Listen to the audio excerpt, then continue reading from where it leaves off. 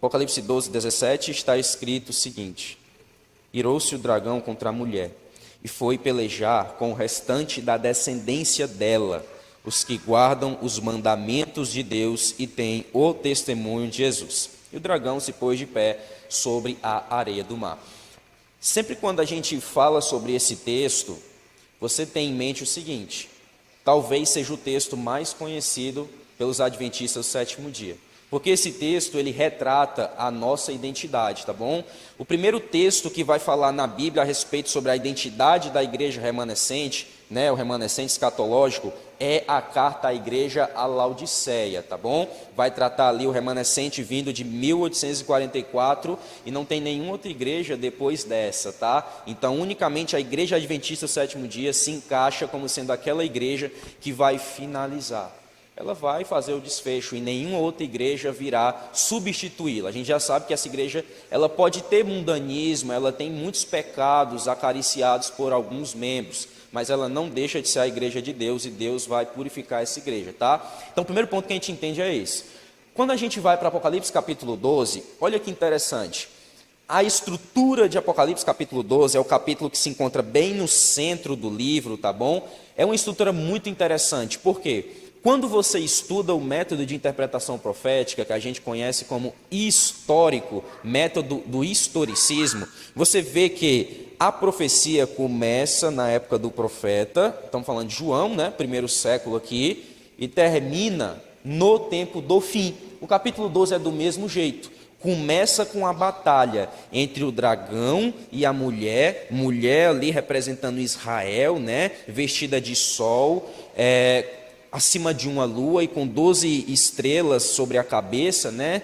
Ali representando o sonho de Jacó em Gênesis capítulo 37, né? Jacó sonhou com a lua, representando a mãe dele, o sol representando seu pai e 11 estrelas representando seus 11 irmãos. Aquilo ali simboliza a totalidade da casa de Israel, tá bom? Que foi conduzido por Deus no Antigo Testamento. Então a mulher ali já dá uma dica, começa com a casa de Israel, na época do profeta João. Por quê? Porque lá diz que o dragão, ele persegue, não é a mulher, ele começa perseguindo o filho da mulher, fazendo uma alusão a Gênesis 3, verso 15, que fala que a mulher teria um descendente, está se referindo ali a Jesus, e esse descendente da mulher pisaria na cabeça da serpente, Apocalipse 12, verso 9, né?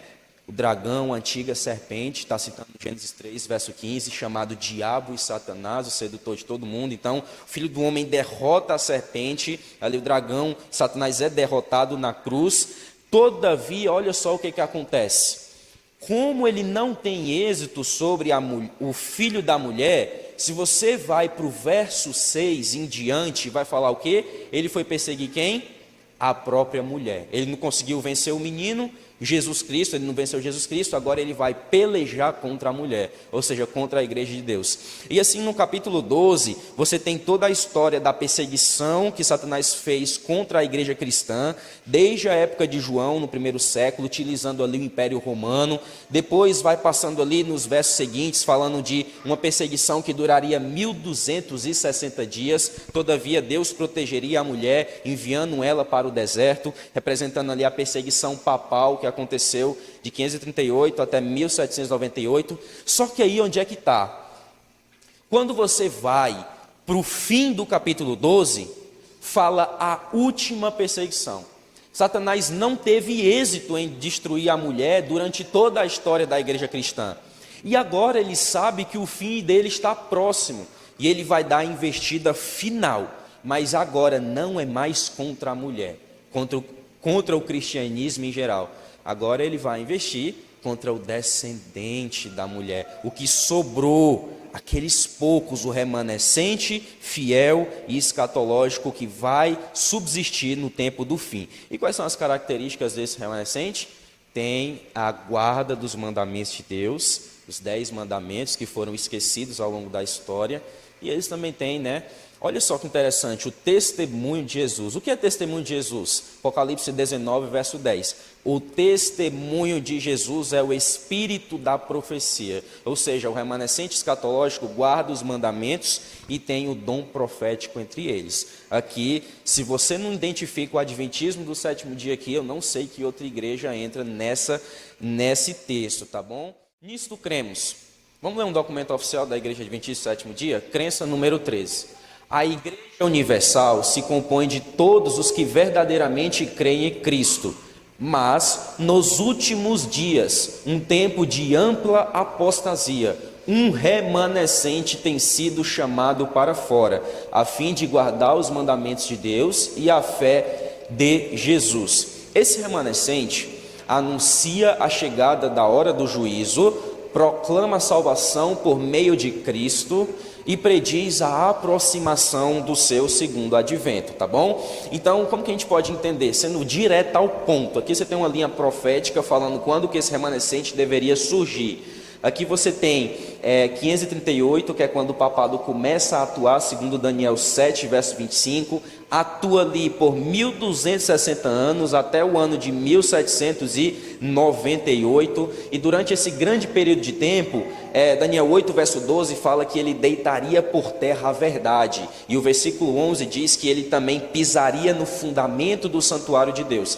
Então, a Igreja Católica Romana, como sendo a maior instituição cristã que atuou na Idade Média, ela faz com que as verdades essenciais do cristianismo sejam o quê? Ocultas, obscurecidas, né?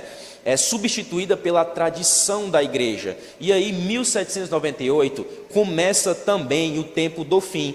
Interessante é que tem duas profecias que se cumprem aqui em 1798. Primeiro é a queda do papado, segundo Daniel 12, verso 7, é o início do tempo do fim. E as profecias daniélicas e também apocalípticas deixam claro que depois do tempo do fim, um povo deveria surgir para restaurar essas verdades que foram esquecidas durante a grande atuação da igreja romana, tá? E quando é que começa a restauração dessa verdade? A partir do ano de 1844, segundo Apocalipse 14, verso 6 ao versículo 12. Há muitas verdades preciosas contidas na palavra de Deus, mas é a verdade presente que o rebanho necessita agora. Por favor, abra sua Bíblia rapidamente em 2 Pedro 1, verso 12. 2 Pedro 1, verso 12. Vamos analisar aqui uma expressão conhecida como verdade presente, que é uma das primeiras expressões que vão surgir no Adventismo do sétimo dia em relação à restauração das verdades que foram ocultas. 2 Pedro 1, verso 12 diz o seguinte, por esta razão, sempre estarei pronto para fazer com que vocês se lembrem destas coisas, embora já as conheçam e tenham sido confirmados na presente verdade que vocês receberam. Os pioneiros da igreja adventista do sétimo dia, principalmente um homem chamado José Bates, tá? Porque a igreja adventista do sétimo dia, ela tem primordialmente 3 pioneiros, que são ali os que começaram de fato o movimento. Primeiro lugar é José Bates, tá? Vai trazer a guarda do sábado ali para o movimento adventista depois do grande desapontamento. Aí depois você tem o próprio Tiago White, vai trazer também ali algumas coisas a respeito da verdade para esse tempo, como a doutrina da imortalidade condicional da alma, ou seja, o homem não é imortal por si mesmo, apenas se Deus conceder imortalidade a ele através do Evangelho, tá? E o sono dos mortos, tá bom? E o terceiro pioneiro, eu diria a pioneira, né, do Adventismo do sétimo dia, é a esposa de Tiago White, Ellen Gold Harmon White, tá bom? Então, trazendo ali o dom profético para se cumprir Apocalipse 12, versículo 17. Em específico, José Bates e Tiago White, eles vão trazer uma expressão lá do movimento milerita, conhecida como verdade presente. Essa expressão verdade presente é tirada aqui de 2 Pedro 1, verso 12, na qual Pedro exorta aos irmãos da igreja cristã a permanecerem firmes na presente verdade que eles receberam naquele tempo.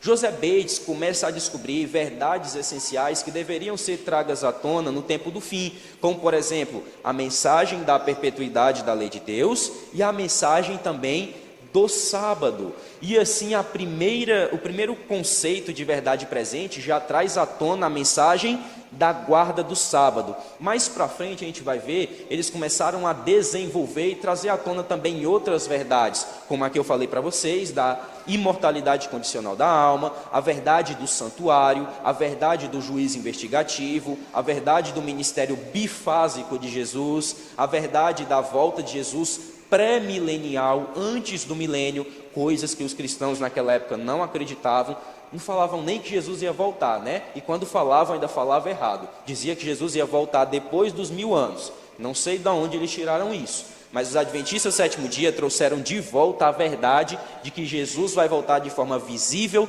literal, audível e no início dos 1000 anos e não no final, tá bom? E vai trazer também à tona um ponto crucial dessa verdade presente. O adventismo do sétimo dia é o remanescente fiel escatológico que tem o papel de restaurar a brecha que o catolicismo fez durante toda a sua atuação na Idade Média, tá bom? Então, é por isso que Ellen G. White, em Primeiros Escritos, página 63, ela vai dizer, é a verdade presente que o rebanho necessita agora. A Bíblia tem muitas coisas frutíferas para a nossa vida espiritual, mas é a verdade presente que o rebanho necessita agora, o rebanho do sumo pastor, tá bom? Eu vou pedir que vocês cumpram um desafio. Decore esse texto. Por quê? Porque no final eu vou repetir ele, tá bom? Só que eu vou mostrar ele completo. Aqui eu suprimi o restante. Vocês vão entender no final. Em sentido especial, foram os adventistas do sétimo dia postos no mundo como vigias e portadores de luz. A eles foi confiada a última mensagem de advertência ao mundo a perecer. Sobre eles está a maravilhosa luz da palavra de Deus. Confiou-se-lhes uma obra da mais solene importância. Aqui você vai ver um resumo mais geral do que é a verdade presente. A proclamação da primeira, segunda e terceira mensagem angélicas. Nenhuma obra há de tão grande importância. Não devem eles permitir que nenhuma outra coisa lhes absorva a atenção. As mais solenes verdades já confiadas a mortais foram dadas a quem? A nós, para as proclamarmos ao mundo. Proclamação dessas verdades deve ser a nossa obra. O mundo precisa ser advertido e o povo de Deus, ou seja, os adventistas do sétimo dia, eles devem ser o quê? Fiel ao legado que se lhe confiou, tá bom? Então aqui a gente vê uma confirmação do Espírito de Profecia a respeito da nossa identidade e da nossa obra. Citando aqui rapidamente como que desenvolveu-se essa expressão da verdade presente, vou citar aqui uma frase, tá bom, de Tiago White. No ano de 1849, após citar 2 Pedro 1, verso 12, que fala sobre estar firmado na verdade presente, ele escreveu o seguinte, ó, isso aqui quem vai falar é ele agora. No tempo de Pedro, havia uma verdade presente, ou uma verdade aplicável àquele tempo. A igreja sempre teve uma verdade presente. Aí ele continua dizendo o seguinte: a verdade presente agora é aquela que nos mostra nosso dever presente e a atitude correta para nós que estamos prestes a testemunhar o tempo de angústia. Isso daqui, Ellen G. White vai compartilhar o mesmo pensamento disso que ele falou agora. Observe só o que ele falou. A importância de você estar firmado na mensagem para esse tempo. Apenas os que estão firmados nessa mensagem serão os que irão subsistir no tempo de angústia. Então não adianta tentar fugir, não adianta tentar fazer um marabalismo e tentar ali fugir daquela mensagem que Deus confiou, não adianta. É essa a mensagem que vai fazer o povo de Deus subsistir no grande tempo de angústia, né? Como eu falei a princípio. É a respeito dessas verdades essenciais e peculiares do adventismo do sétimo dia que nós iremos testemunhar, são através delas, tá bom? E são elas que vão nos fazer permanecer de pé. Aí o autor do livro, chamado George Knight, na qual eu tirei essa citação, ele vai dizer o seguinte, ó. Ele, Tiago White, sem dúvida concordava com José Bates sobre o conteúdo da verdade presente. Os 2 primeiros anjos de Apocalipse 14 haviam feito sua proclamação. Agora era a vez do terceiro. Então agora fica a missão para a gente descobrir o seguinte: como interpretar essa primeira, segunda e terceira mensagem angélica e quando que se cumpriram essas mensagens. Como vocês podem ver aqui o que ele falou, Os dois primeiros anjos, depois de 1844, já tinham cumprido a sua mensagem. Por incrível que pareça. Agora estamos no tempo de qual? Do terceiro anjo. O terceiro anjo, ele é o que soa com maior clamor para o nosso tempo, tá bom? Então, o desafio que fica para nós agora é descobrir como e quando essas mensagens se cumpriram. Esse periódico que você está vendo aqui é conhecido como periódico A Verdade Presente. Ele foi escrito em sua maioria de tempo, né, em seu grande período de tempo, na qual ele existiu, por Tiago White, tá bom? Nesse periódico aí, olha o que eles fizeram. Depois de 1844, eles sabiam que tinha uma mensagem a proclamar ao mundo. Essa mensagem não podia ficar restringida apenas àquele pequeno grupo de adventistas guardadores do sábado. Então, Tiago White, ele traz à tona esse periódico chamado da Verdade Presente e começa a escrever todas as verdades essenciais para o nosso tempo e distribuir, melhor dizendo, para as pessoas aí afora, né? Esse periódico aqui foi uma grande bênção. Ele resgatou muitas pessoas, tá bom? E foi por causa dele que o Adventismo do Sétimo Dia começou a crescer em membros e também em força, tá? Só para vocês darem uma observada. Vamos dar uma analisada aqui na mensagem do primeiro anjo. Apocalipse 14, a gente vai ver rapidinho, tá? Até porque amanhã a gente vai continuar. Apocalipse 14, verso 6 até o versículo 7. Abra suas Bíblias comigo. Abra sua Bíblia em Apocalipse capítulo 14, verso 6 e versículo 7. Vamos dar uma analisada no cumprimento dessas três mensagens. Versículo 6. Vi outro anjo voando pelo meio do céu, tendo um evangelho eterno para pregar aos que habitam na terra, e a cada nação, tribo, língua e povo, dizendo em grande voz: temei a Deus e dai-lhe glória, pois é chegada a hora do seu juízo. E adorai aquele que fez o céu, a terra, o mar e as fontes das águas. Indo direto ao ponto, sem enrolação, vamos ver o que Ellen G. White comenta sobre esse texto. História da Redenção, página 356. Isso aqui a gente já viu, tá bom, na revista, mas eu vou trazer à tona que é para a gente dar uma lembrada. A profecia da mensagem, da primeira mensagem angélica, apresentada em Apocalipse 14, teve o seu cumprimento no movimento do advento de 1840, até quando?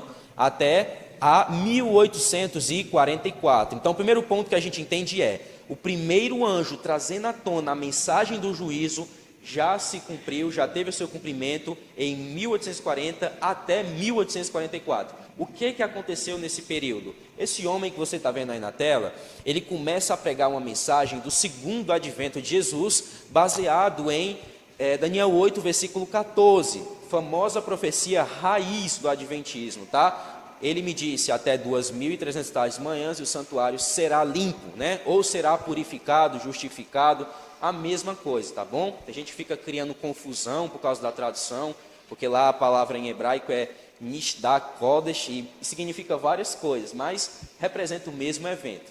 A gente sabe que vocês devem ter estudado aqui ao decorrer da semana, a partir de quarta-feira, quem foi esse homem. Estava na revista, tá bom? É para a gente ter estudado. Então, não vou falar muito sobre o movimento millerita, porque já deve ter sido abordado aqui.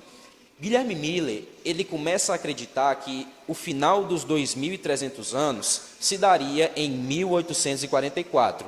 E os seguidores dele marcam uma data e um dia, um mês, melhor dizendo, né? Um dia e um mês para o final da profecia, né? O dia 22 de outubro do ano de 1844. Eles entendiam que o santuário se cumpria de duas formas. Representava tanto a terra como o quê? Como a igreja.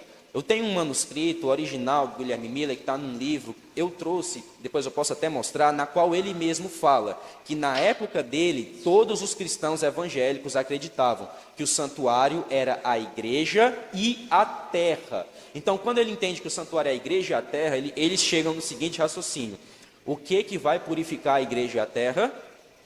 a volta de Jesus. Então, Jesus tem que voltar em 22 de outubro de 1844.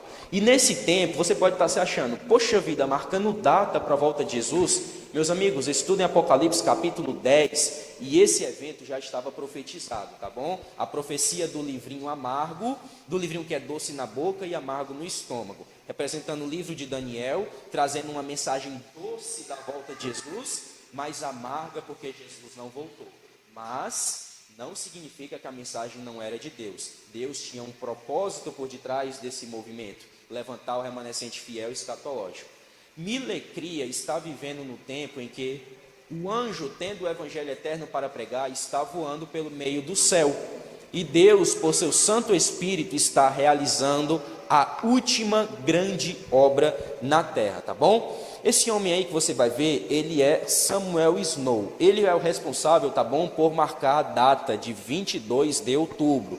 Ele vai relacionar Daniel 8,14 com Levítico 16 e vai ver que em Levítico 16 o santuário era purificado no 10º dia do 7º mês, tá? Então ele vai converter o calendário judeu, caraíta, né, para o calendário gregoriano, que é o nosso, e ele vai estabelecer ali o dia 22 de outubro. Guilherme Miller fica meio assim, ele não quer estabelecer um dia nem um mês, mas depois ele vai ceder, porque todo mundo no movimento já estava ansioso para essa data chegar, tá bom? Os escritos de Guilherme Miller e seus companheiros foram levados a países distantes em todo o mundo, aonde quer que tivessem ido os missionários, para ali foram enviadas alegres novas da breve volta de Jesus Cristo. Por toda a parte se propagou a mensagem do Evangelho eterno. Temei a Deus e dá-lhe glória, pois é chegada a hora do seu juízo, né? Grande Conflito, página 368, né? Vocês têm um livro aqui, vocês podem analisar depois, tá? Aqui eu tenho um outro periódico para mostrar para vocês, chamado de periódico O Clamor da Meia-Noite, né? The Midnight Cry. Esse periódico ele foi escrito pelos mileritas, pelos principais, os líderes do milerismo, para apresentar a todas as pessoas dos Estados Unidos, da América do Norte, e também para ser enviado para a Europa e outros continentes, tá bom? Esse periódico aqui, ele foi o principal, ele não foi o único. O primeiro periódico a ser escrito, falando que Jesus iria voltar em 22 de outubro, foi o periódico Os Sinais dos Tempos, que se tornou depois uma revista oficial da Igreja Adventista Sétimo Dia.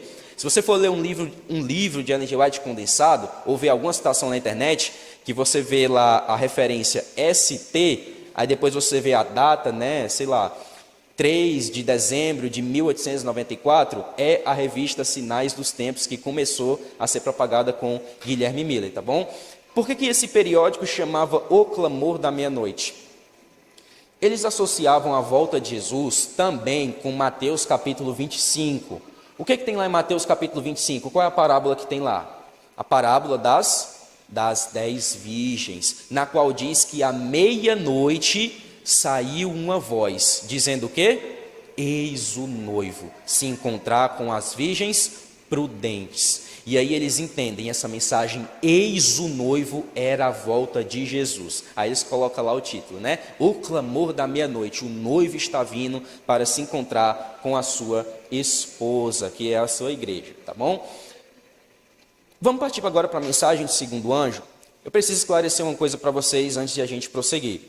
Essas mensagens, elas são sequenciais, meus amigos. Então, se você tem o cumprimento da primeira mensagem, após, automaticamente, você tem o cumprimento da segunda. E quando a segunda se cumpre, você tem o cumprimento da terceira, tá? Então, quando você entende quando que se cumpriu a primeira mensagem, como ela se cumpriu, agora você tem bases para entender o surgimento da segunda. Aliás, a revista de hoje vai falar mais específico sobre a segunda, tá bom? O que diz Apocalipse 14, verso 8? Seguiu-se outro anjo, o segundo, dizendo, caiu a grande Babilônia, que fez com que todas as nações bebessem o vinho do furor da sua prostituição. Vamos lá ver o que Ellen White fala a respeito disso? Quando o mundo cristão rejeitou a mensagem do advento proclamada por Guilherme Miller, o Senhor também as rejeitou, disse em Ellen White. Essa mensagem foi entendida pelos adventistas como um anúncio da queda moral das igrejas em consequência de sua rejeição da primeira mensagem. A proclamação Caiu Babilônia foi dada no verão de 1844. E como resultado, cerca de 50 mil abandonaram estas igrejas. Ellen White diz que cerca de 50 mil abandonaram as igrejas evangélicas, tá? Mas uma revista da época vai dizer que mais pessoas também de outros lugares, né, se associaram ao movimento milerita, totalizando ali cerca de 1 milhão de pessoas que aguardavam a volta de Jesus em 22 de outubro de 1844. Guilherme Miller e seus companheiros, eles não apenas se encaixavam ali na primeira mensagem, mas eles também buscavam entender como que deveria se cumprir a segunda, tá bom? Eles veem aqui a mensagem: caiu a grande Babilônia. Primeira coisa que eles tinham que entender: quem é Babilônia? Eles tinham noção, segundo a ótica protestante, que Babilônia representava o catolicismo romano, né? Catolicismo romano, a Babilônia mística, que traz à tona ali uma subversão da palavra de Deus. Eles entendiam que o catolicismo romano era Babilônia. Só que o que acontece? Guilherme Miller e seus seguidores pensavam assim, mas alguns dos seguidores de Miller, eles vão ter uma visão além de ser apenas o catolicismo romano. Eles vão unificar esse texto aqui, de Apocalipse 14, verso 8, com Apocalipse 17, verso 5, na qual fala que Babilônia não age sozinha. Babilônia tem as suas filhas, ou seja, outras igrejas que bebem do vinho de Babilônia. Vinho representa falsas doutrinas, tá bom? Então, quando Guilherme Miller e seus companheiros começam a pregar essa mensagem, muitas pessoas aceitam. Mas aqui tem um porém: nenhuma corporação religiosa adere a essa mensagem. Como nenhuma corporação religiosa vai aderir à mensagem da volta de Jesus, e não era só por causa da data, mas é porque eles não queriam que a mensagem da volta de Jesus fosse proclamada. As igrejas naquela época já haviam afundado em apostasia, as igrejas protestantes, meus amigos. Ali eles começam a associar o seguinte: as igrejas protestantes estão seguindo o mesmo caminho do papado, o mesmo caminho do catolicismo, bebendo das suas mesmas doutrinas, desacreditando das verdades essenciais da palavra de Deus. E aí eles vão chegar à conclusão que a Igreja Católica Romana e as denominações protestantes como estando no fim de seu processo de apostasia. Os mileritas viam sua própria missão como a de restaurar a verdade bíblica e preparar um povo para a breve volta de Jesus Cristo, tá bom? Isso aqui está no livro Santuário e as Três Mensagens Angélicas, página 61, do doutor Alberto Tim. Ele é ex-diretor do Centro White aqui no Brasil, tá? Então agora eles encaixam e têm um entendimento mais completo do que é cair a Babilônia. É a proclamação da mensagem presente para esse tempo, junto com a rejeição do catolicismo e também do protestantismo. Nesse momento é que o adventismo vai começar a se enraizar como sendo remanescente fiel, ainda no movimento milerita, por incrível que pareça. E agora a gente finaliza podendo ter uma compreensão mais clara da mensagem do terceiro anjo. E a gente finaliza aqui, né, na mensagem do terceiro anjo, lendo o verso 9 até o verso 12. Seguiu-se a esse outro anjo, o terceiro, dizendo com forte voz: se alguém adora a besta e a sua imagem, e recebe a sua marca na testa ou na mão, também esse beberá do vinho do furor de Deus, preparado sem mistura no cálice de sua ira, e será atormentado com fogo e enxofre diante dos santos anjos e na presença do Cordeiro. A fumaça do seu tormento sobe para todos sempre, e os adoradores da besta e sua imagem, quem quer que receba a marca do nome da besta, não tem descanso algum, nem de dia e nem de noite. Preste atenção no versículo 12. Aqui está a perseverança dos santos, os que guardam os mandamentos de Deus e a fé de ou em Jesus, tá bom? Para a gente entender a terceira mensagem angélica, você tem que entender agora como que se cumpriu a primeira e a segunda. A primeira e a segunda estavam direcionadas a se cumprir no movimento milerita. Eles proclamaram essas duas mensagens. Só que aqui tem a questão: a data passou e Jesus não voltou. Os mileritas não proclamaram a terceira mensagem, só proclamaram as duas primeiras. Faltava ainda alguém proclamar qual? A terceira. Quem era que ia proclamar a terceira mensagem? O último verso deixa claro: os que perseveram, os que mesmo depois desse desapontamento passam a guardar os mandamentos de Deus e ter a fé de Jesus. Aqui a gente tem um relato sobre Hiram Edson, tá bom? Relatando o que ele passou no dia 22 de outubro e como que ele entendeu corretamente aquela profecia. Olha só o que Hiram Edson vai dizer, por favor, leia comigo aqui, você vai ver que é impressionante esse manuscrito dele. Nossas expectativas haviam se elevado alto, e assim aguardávamos a vinda de nosso Senhor, até que o relógio soou às 12 horas da meia-noite, e o dia havia se passado então, e nosso desapontamento havia se tornado uma certeza. Nossas mais profundas esperanças e expectativas se desmoronaram, e sobre nós veio tal espírito de pranto como jamais havíamos experimentado antes. Parecia que a perda de todos os amigos terrestres não podia ter comparação. Choramos e choramos até que o dia raiou. Ponderando em meu coração, eu disse: minha experiência do advento tem sido a mais bela de toda a minha experiência cristã. Falhou a Bíblia? Não há Deus, nem céu, nem cidade dourada e nem paraíso? Não passa tudo isso de uma fábula habilidosamente engendrada? Não são reais nossas mais profundas esperanças e expectativas? Eu comecei a sentir que devia haver luz e o auxílio para nós nessa hora de agonia. Eu disse a alguns dos meus irmãos: vamos para o celeiro? Entramos no celeiro, fechamos a porta e dobramos-nos perante o Senhor. Oramos fervorosamente, pois sentíamos nossa necessidade.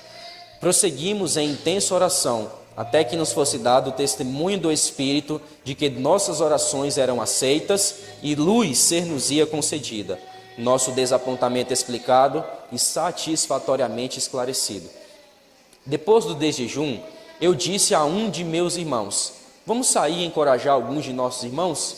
Saímos e enquanto caminhávamos através de um grande campo, olha o que vai acontecer com ele agora. Fui impedido de continuar aproximadamente na metade do campo. O céu parecia abrir-se ante meus olhos, e eu vi clara e distintamente que em vez de nosso sumo sacerdote, Jesus, haver saído do lugar santíssimo do santuário celestial para a terra, no 10º dia do 7º mês, ao final dos 2.300 dias, ele, Jesus, pela primeira vez entrava nesse dia, no segundo compartimento daquele santuário, e que ele tinha um trabalho a realizar no lugar santíssimo, antes de vir à terra, e que ele veio para as bodas, ou em outras palavras, ao ancião de dias, a fim de receber o reino, o domínio e a glória, e que deveríamos esperar nosso retorno das bodas. E minha mente foi dirigida para o 10º capítulo de Apocalipse, onde pude ver que a visão havia falado e não havia mentido, tá? Isso aqui está registrado na revista da Review, no dia 23 de julho de 1921. O que acontece? Depois do desapontamento, um grupo de pessoas continuam fiéis naquela mensagem, sabendo que alguma coisa tinha acontecido naquele dia. Enquanto a maioria se desviou, do caminho, você já vê aqui uma coisa muito interessante, ó. Por mais que Jesus tivesse voltado, se ele quisesse, no dia 22 de outubro desse ano, pouca gente daquele movimento ia ser salvo. Porque Jesus, antes de dar uma recompensa, ele dá aprovação. Como é que pode mais de 1 milhão de pessoas reunidas ali, esperando Jesus voltar, e só por causa de um desapontamento, a maioria sai, e algumas dezenas continuam fiéis? Você vê, né? Muitos são chamados, mas nem todos desses são chamados, são escolhidos. O pescador lança uma rede no mar, pega muitos peixes, mas quando leva para a praia, ele seleciona os que prestam, porque, por incrível que pareça, nem todos os peixes selecionados, que são colocados na igreja de Deus, têm valor diante de Deus, porque nem todos são fiéis, mas os que permaneceram fiéis depois do desapontamento, tinham um prêmio, fazer parte do remanescente fiel e escatológico, e poder ter as últimas mensagens preciosas de Deus para esse tempo. Eles começam a entender que, na verdade, não era a volta de Jesus, mas a passagem de Jesus do lugar santo para o lugar santíssimo. E nesse momento, Hiram Edson vai compartilhar essa ideia com os amigos e os irmãos dele, como ele mesmo vai falar aqui. E vai entender o seguinte: Apocalipse capítulo 10 já tinha falado do desapontamento. Só que olha só, o verso 11 do capítulo 10 fala o quê? É necessário que ainda profetizes. Profetizar é sinônimo de pregar a respeito de muitas nações, tribos, povos e línguas, tá? Então tinha uma mensagem ainda para ser entregue. A primeira e a segunda mensagem foram dadas em 1843 e 44. E estamos agora sobre a proclamação de qual? Da terceira. Os adventistas do sétimo dia ficaram responsáveis pela mensagem que ficou em falta com os mileritas, que era justamente a mensagem do terceiro anjo. Mas todas as três devem ser ainda proclamadas. Não pode haver uma terceira sem uma primeira e sem uma segunda mensagem. Nesse momento, você consegue ver que o adventismo do sétimo dia vai solidificar e fundamentar na mensagem do santuário celestial todas as nossas doutrinas e crenças peculiares. Eu coloquei aqui apenas as principais, tá bom? Lei de Deus, como ainda estando vigente, em específico sábado, ministério de Cristo como sacerdote no céu, imortalidade condicional da alma, mensagem da justificação pela fé, mensagem do dom de profecia a essa igreja, missão da terceira mensagem angélica a ser proclamada, mensagem da segunda vinda de Jesus pré-milenial e finaliza com o entendimento do juízo de Deus em suas três fases. Há muitas verdades preciosas contidas na palavra de Deus, mas é a verdade presente que o rebanho necessita agora. Lembra que eu pedi para vocês gravarem esse texto? Foi o primeiro de Ellen G. White que a gente leu. Ela vai continuar dizendo o seguinte: assuntos como o santuário, em conexão com os 2.300 dias e os mandamentos de Deus e a fé de Jesus, são perfeitamente destinados a explicar o passado movimento adventista, mostrar qual é a nossa posição atual, estabelecer a fé daquele que duvida e dar certeza de um futuro glorioso. Ela vai finalizar, a gente finaliza aqui também. Tenho frequentemente visto que esses são os principais assuntos sobre os quais os mensageiros de Deus devem se demorar, tá bom? Então a gente entende agora que o adventismo do sétimo dia, após a compreensão do santuário celestial e do trabalho de Jesus lá, vai se estabelecer, tá bom? Com todas as suas doutrinas distintivas e peculiares, e nesse momento vão compreender que essas doutrinas devem não apenas fazer parte do seu corpo, né, do seu corpo de crenças, mas também ser proclamada com todo o vigor sobre o poder do Espírito Santo a um mundo que perece por falta do conhecimento. Essa é a mensagem da verdade presente. A gente finaliza aqui e amanhã eu vou falar para vocês como que essa mensagem vai ser finalizada e também vou falar do quarto anjo de Apocalipse 18, tá bom? Que Deus nos abençoe.